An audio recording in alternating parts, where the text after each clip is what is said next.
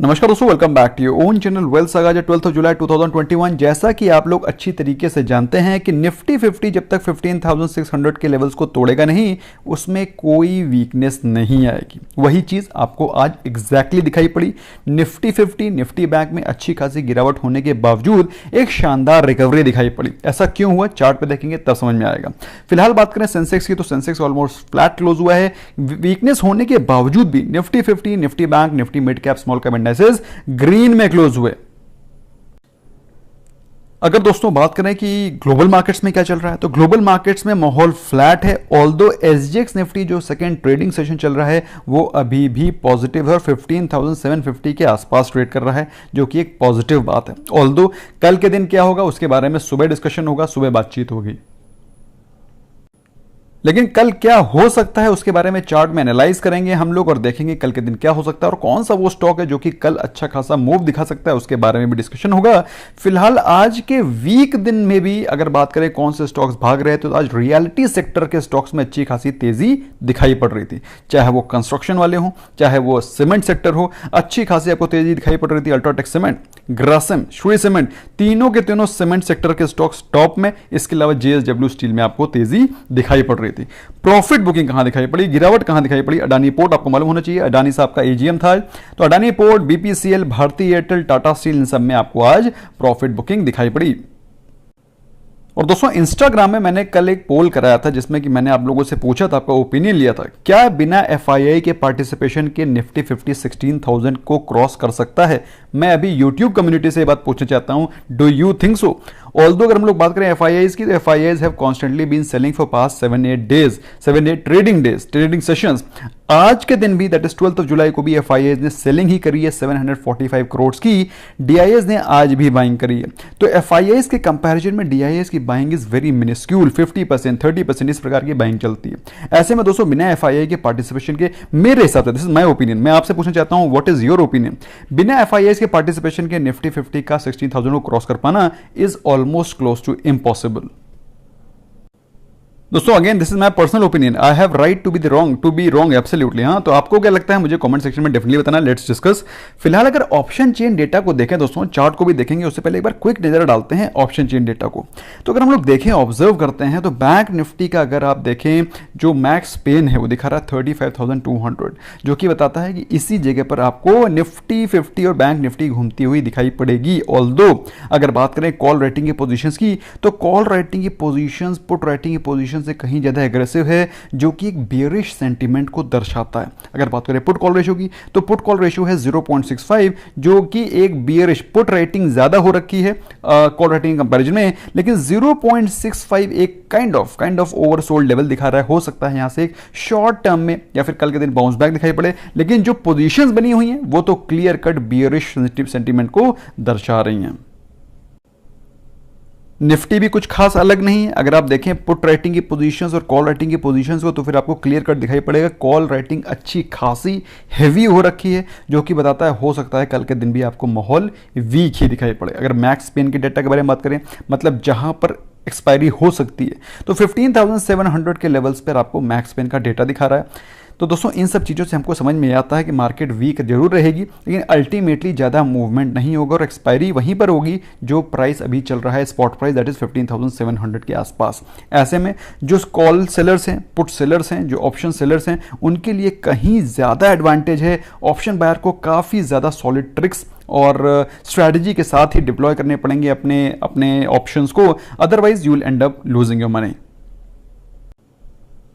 अब ऐसा मैं क्यों कह रहा हूं दोस्तों, अगर आप देखें पिछले, अगर आप यहां ऑब्जर्व करिए पिछले मिड में से ऑलमोस्ट करीब मिड में से कह लें या फिर जून की स्टार्टिंग से कह लें, निफ्टी बिल्कुल एक रेंज में चल रही है। वही 300 पॉइंट पूरा महीना हो जाता है, वहीं ऊपर नीचे। So this is resulting into consolidation, also this is resulting into poor volatility. अब एक जगह पर कंसोलिडेट होने से क्या होता है, विक्स इस समय 12.5 चल रहा है, 12.5। ऐसे में दोस्तों ऑप्शन बाय बायर के पास एज बहुत कम रह जाती है अनलेस एंड अनटिल उसका फ्यूचर डेटा, ऑप्शंस डेटा और टेक्निकल डेटा तीनों एकदम सॉलिड है। तो बात करें आज इंट्राडे कैंडल की, तो दोस्तों आज मॉर्निंग में गैप अप ओपनिंग हुई जैसा कि एक्सपेक्टेड था फ्यूचर्स डेटा के मुताबिक कि आज भाई गैप अप ओपनिंग होनी है। तो गैप अप ओपनिंग तो हुई, लेकिन उसके बाद वो पूरा का पूरा गैप फिल हुआ और उसके बाद मार्केट में जो वीकनेस हुई, वीकनेस के बाद ऑलमोस्ट वहीं पर क्लोजिंग हुई है जहां पर पिछले दिन क्लोजिंग हुई थी।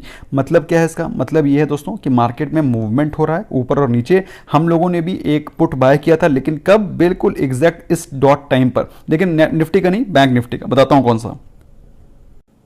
दोस्तों ये है बैंक निफ्टी का चार्ट, इंट्राडे का चार्ट। 15 मिनट्स कैंडल दिखाई पड़ रही है इसमें आपको। तो इसमें 15 मिनट्स की कैंडल को अगर आप ऑब्जर्व करें तो हम लोगों ने इस समय पर, that is when the market was about to crack, तो 35,000 का पुट बाय किया था, 35,000। और भाई टारगेट छोटा रखा था 10% का, क्योंकि मुझे मालूम था यहां से एक बाउंस बैक हो सकता है।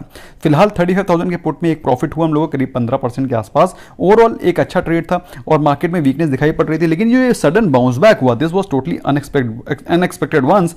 लेकिन दोस्तों मार्केट में ऐसा पहली बार नहीं हो रहा है, ऐसा ऑलमोस्ट ऑन डेली बेसिस होता है। मार्केट गैप अप ओपन होती है, उसके बाद नीचे आ जाती है, मार्केट गैप डाउन खुलती है, उसके बाद ऊपर आ जाती है। तो this is something which is not nothing new. ऐसे में दोस्तों हमें अपने टारगेट्स को फिक्स रखना है।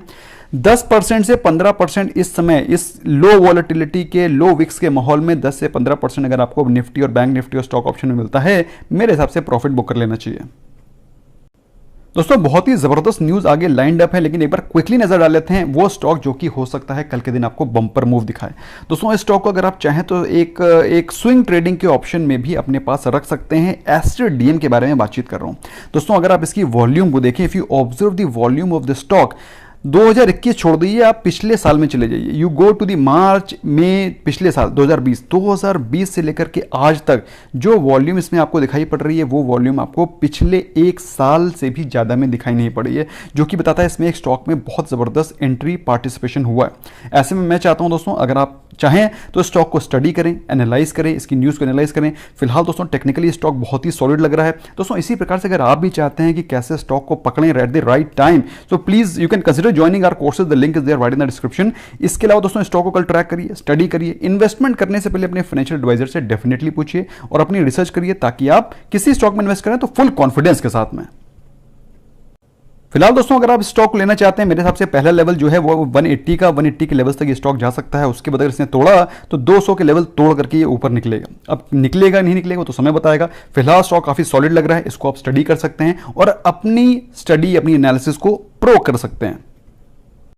नेवरदलेस दोस्तों इंपॉर्टेंट न्यूज के बारे में बातचीत करते हैं। अगर हम लोग बात करें आज के सीपीआई डेटा की, तो सीपीआई दैट इज इन्फ्लेशन बता रहा है 6.26%, जो कि मार्केट ने एक्सपेक्ट कर रखा था 6.51%।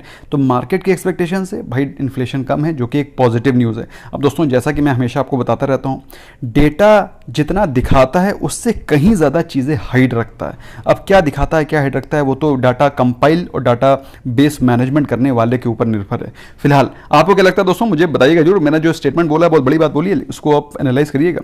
मोबीक्विक का 1900 करोड़ का आईपीओ आने वाला है बहुत ही जल्दी। डीआरएचपी उन्होंने फाइल कर दी है और बहुत जल्दी अप्रूवल मिलेगा और मोबीक्विक का आईपीओ भी जल्दी ही आपको दिखाई पड़ेगा। अच्छा, एचएफसीएल दोस्तों हम लोगों ने वेल्थ सागा ग्लोबल में आपके लिए पेनी स्टॉक में एक वीडियो बनाया था, जिसमें कि मैंने कुछ स्टॉक्स बताए थे, इनफैक्ट मेरी वाइफ ने बताए थे।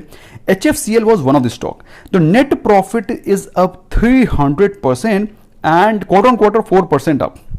रेवेन्यू के बारे में बात करें तो 72% अप है। दोस्तों ये स्टॉक 5G के लिए बहुत ही जबरदस्त है। अगर आप चाहें तो स्टॉक पे फोकस कर सकते हैं। Overall good stock. Abbott India में अच्छी न्यूज़ है दोस्तों कि उसने कोरोना की होम टेस्टिंग किट लॉन्च करी है। एबट इंडिया काफ़ी दिनों से ठंडा पड़ा हुआ है, इनफैक्ट पिछले साल से ठंडा पड़ा हुआ है। ओवरऑल देखा जाए तो अच्छा स्टॉक है, लॉन्ग टर्म के लिए आप इसको बाय कर सकते हैं। लेकिन इन्वेस्टमेंट करने से पहले फाइनेंशियल एडवाइजर की एडवाइस डेफिनेटली लेनी है। अडानी ग्रीन के बारे में बात कर रहे हैं तो कंपनी ने 200 मेगावाट का renewable project under existing portfolio quarter में ऐड किया है। क्वार्टर वन का जो इनका पावर का एनर्जी का जो सेल है वो 48% अप है ईयर ऑन ईयर। तो दोस्तों अगर 48% के ग्रोथ पे अगर स्टॉक भाग रहा है तो भाई इसका प्राइस अगर नहीं भागेगा तो ऐसा थोड़ी होता है। तो इसी कारण इसका स्टॉक प्राइस भी भाग रहा था, फिलहाल अभी तो गिरा पड़ा है।